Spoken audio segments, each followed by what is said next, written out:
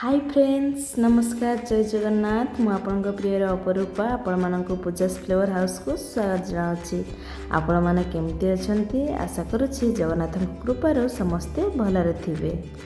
आज मु आपण मानी गोटे नुआ रेसिपी नहीं आसी तार नाम हूँ माछ मंजी बरा बा माछ बिहन बरा। आसंत दर्शक बंधु प्रस्तुत करवा माछ मंजी बरा। प्रथमे आमे माछ मंजी को भल भाव परिष्कार भाव धोई नबा।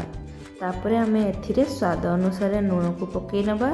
तापरे आमे एथिरे लंका गुंड पकई नबा। तापरे आमे एथिरे हळदी गुंड को पकई नबा। तापरे आमे एथिरे अदा रसुण पियाज पेस्ट को पकई नबा। तापरे आमे भल भाव याकू गोळई नबा।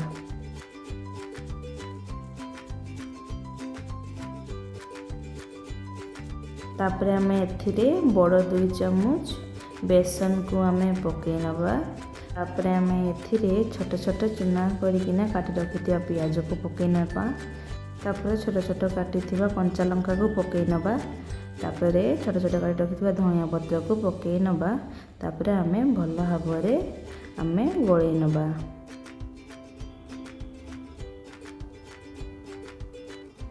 वर्तमान आमे माछ मंजी को भल भाव गोळई नेइछु।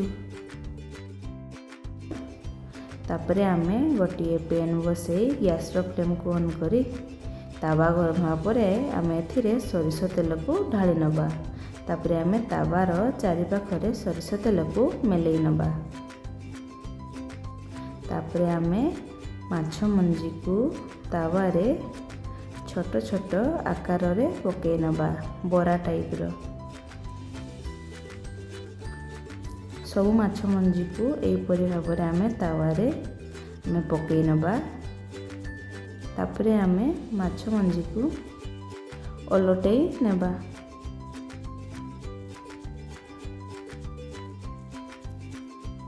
सब माछ मंजी को दुई पाख हल्का ब्राउन करी भाजी नबा।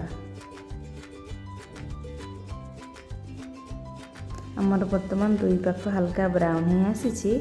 वर्तमान आमर माछ मंजी बरा प्रस्तुत हो जाइछि। वर्तमान आमे प्लेट रे काढी नबा। अति सहज उपाय रे और कम समय रे आमर प्रस्तुत हो गला माछ मंजी बरा। आपण माने घरे एबे प्रस्तुत करि परिबे माछ मंजी बरा को। माछ मंजी बरा उपरे आमे डेकोरेट पई छोट छोट काटी रखिथिबा पियाज को पकई नबा और धनिया पत्र को पकई नबा। आपण मानकु जदि मोर माछ मंजी बरार रेसिपीटी भल लगी थाए तेबे आपण माने घरे थरे ट्राई करिवे और मते कमेंट माध्यम रे जणाइबे रेसिपीटी केमिति होइतिला और केमिति टेस्ट होइतिला। आपण मानकु जदि मोर माछ मंजी बरार रेसिपीटी भल लगी थाए तेबे लाइक शेयर कमेंट सब्सक्राइब करने को जमार भूलिबेनी। जय जगन्नाथ।